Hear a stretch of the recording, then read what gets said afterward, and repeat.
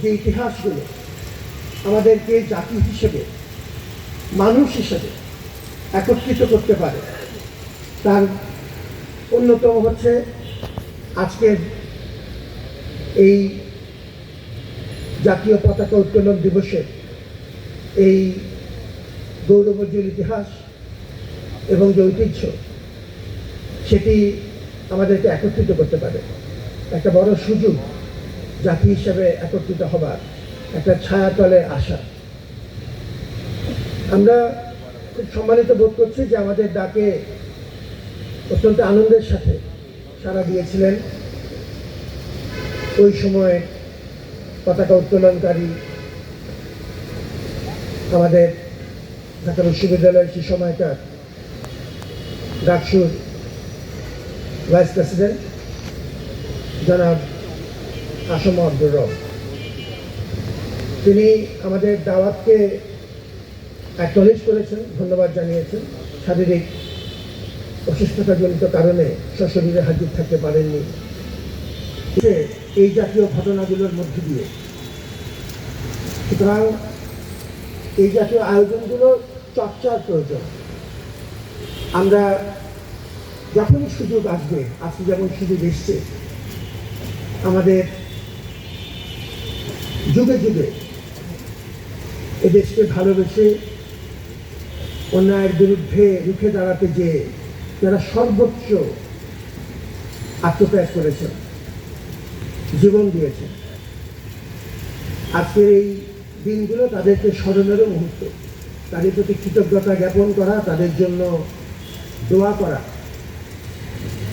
এটিও জাতি হিসেবে আমাদের বড় দায়। বিনম্র চিত্রে স্মরণ করছি মহান স্বাধীনতা আন্দোলনের বীর শহীদদের। একই সাথে আমাদের ভাষা আন্দোলন 1952 থেকে 1968-69 হয়ে মহান স্বাধীনতা আন্দোলনকে কেন্দ্র করে আমাদের যে জাতীয় ঐক্য, পরবর্তীতে 1990-91 এবং 2024 এই গণতান্ত্রিক আন্দোলনগুলো অন্যায়ের বিরুদ্ধে রুখে দাঁড়ানোর আমাদের যে গৌরবোজ্জ্বল ইতিহাস, তার যে ধারাবাহিকতা, এই ধারাবাহিকতাকেও আমরা স্মরণ করছি। কারণ এই মাইলফলকগুলোই জাতির পরিচয় নির্ধারণ করে। আমরা প্রত্যেকের অবদান স্বীকার করছি, জাতি হিসেবে তাদের কাছে আমাদের ঋণ প্রকাশ করছি আজকের এই আয়োজনের মধ্য দিয়ে। ধন্যবাদ জানাচ্ছি পালানো সত্ত্বে, তারা প্রতিবারের মতো যত্ন করে এই আয়োজনটি করেছে। সঙ্গীত বিভাগকে ধন্যবাদ জানাই।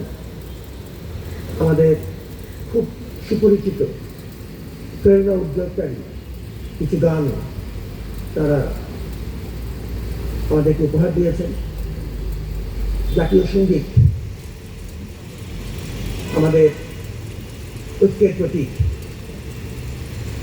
আমরা সবাই মিলে গাইলাম।